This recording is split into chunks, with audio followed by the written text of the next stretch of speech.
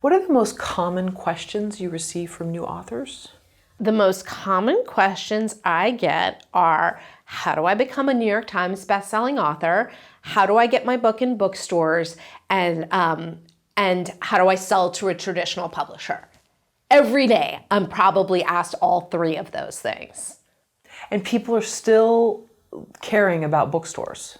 People are still caring about bookstores because even though, the bookstores are slowly going away, everybody has that experience of like going to a bookstore as a kid or whatever your experiences are with bookstores, that there's something so gratifying about seeing your own work in a bookstore. What are the 5 biggest mistakes authors make when writing a book? The 5 biggest mistakes, I'm sure I've made all of them. Number 1, not asking who your book is for. Number 2, focusing on all the wrong things, like the New York Times bestseller list. Number 3, not bothering to find out if it's a book people want or if it's a book if it's a topic that even has a reading audience, Number 4, they think that because people have told them they're a good writer, that they should write a book. And number 5, there's nothing unique about it. And people, I think, oftentimes school took a lot of the creativity out of us. My favorite comment I get from people when they read my books is, I felt like I was hanging out with you. I think a lot of people, they're trying to write in some writerly voice, and what it's actually doing is making them very basic and very much not sound like themselves.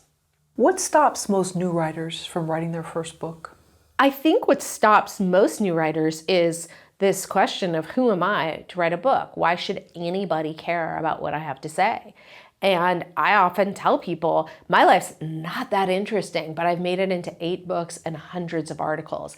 It's not about what it is. It's about how it's told, which is why everybody may have a book in them, but not everybody should write the book themselves. If you can get help from a professional writer, do. But I think it's like if somebody says, who am I to put my thoughts out there? Who are you not to? We live in a gatekeeper-free society now where nobody has to tell us we're the chosen ones. Like, you can choose yourself, so why not? How does a first-time writer find an editor for their book, and how do they know that's someone that's a match for them? I know almost no writers who've had success out of the gate with finding editors. It is the hardest thing because, unlike, say, being a surgeon, anybody can say, I'm an editor. So I have seen many books, many clients come to us and they say, here's my book, it's edited. And we read it, and it's awful. And they say, but I hired this editor. And I say, well, had they worked on best-selling books? Well, I never asked. Well, what was their experience? You don't know what you don't know. So when you're looking for an editor, the first thing you should do is get, not necessarily references, you don't need to reach out to the people, but find out what books they worked on. If they said they worked on big books, see if they're actually thanked in those books. If you can always give someone a sample, give them 5 pages, and most editors will do a sample so you can get, a sense of what they're going to do. And you need to understand what editing is. There's a developmental edit, which is chapter 3 belongs in chapter 10, chapter 4 should not be there, this doesn't make sense. Then there's the copy edit, which is basically, oh, you spelled this word wrong on this comma and that thing. And then there's a proofread, because even though the copy editor is trained in copy editing, he's still a human being, so they're gonna miss things. We actually do an audio edit where we have computer software that reads the book aloud because the eyes fill in words that aren't there. So you can literally, 5 experienced editors can look and still have a major word missing. So you definitely should not trust anybody who says they're an editor. And if you find a good editor, hold on to them because they are hard to find. And what if you are continually told you should write a book? Wow, you have great stories. But then you say to yourself, I don't know if I want to go that far with some of these stories.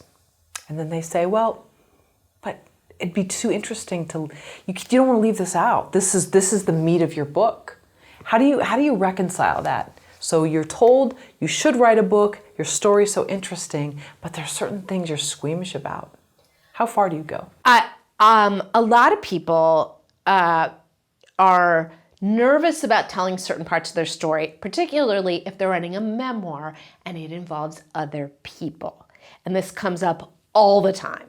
And people will say to me, oh, I'm going to write under a pen name because I don't want, I think it really, really clear. A lot of us are constricted because our stories involve other people, and those other people may not want those stories out there or whatever it is. I think only do what you're comfortable with. I have absolutely left things out because in the end, if the people are still alive, I don't think it's a good idea to put it out there.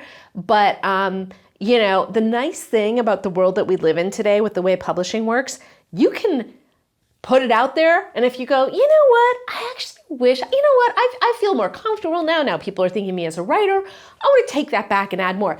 Remove it from Amazon, remove it from Ingram. You can redo it and re-upload it, and all the new copies will be that way. I mean, that's one of the glories of not being traditionally published. You can change your book at any time. What is a bizmoir? So my book, Make Your Mess Your Memoir, I wanted to write a book about how to write, but I didn't feel like I had a full book in me. And I thought, I can't just tell people what to do for 300 pages. That's so boring. And I'm somebody who, a lot of business books that I read, I get a lot out of them, but I find them kind of boring. And then there are memoirs I read where I'm riveted by every page, but I leave without any takeaways or anything to really do. So I thought, what if I could combine them both? Tell my story, that's the memoir part, and then have 4 chapters that are the business part. Here's how you can tell your own memoir. And so I coined the term bizmoir. It hasn't really taken off yet, but maybe after this video it will. Why is nonfiction or memoir more attractive to publishers than fiction? I actually don't know that that's true. I don't, honestly, I don't know what mainstream publishers want. Mainstream publishers want what they already know is going to sell. So it's not like, if J.K. Rowling has a new fiction, that's very interesting. It's a business like anything else. So I don't know that nonfiction is more attractive to them than fiction, but they just want what's successful.